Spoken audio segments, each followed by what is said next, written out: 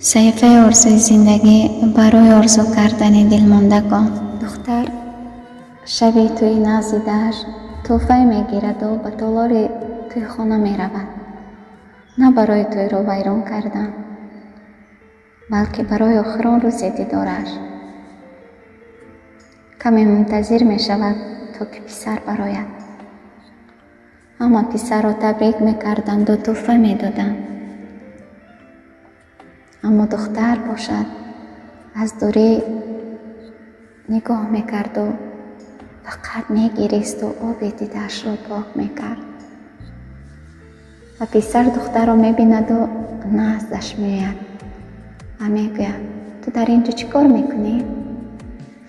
دختر با چشمان گریان تحفه‌اش را میدهد و پسر میگوید این چی؟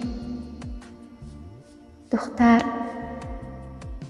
آب دیدش را پاک میکند و میگوید این کتاب قرآن است که با این قسم خورده بودی که اصلا تنهایت نمیگذارم و همیشه در کنارت میباشم، اما به عهدت وفا نکردی. مال کسی باش که نفسش نه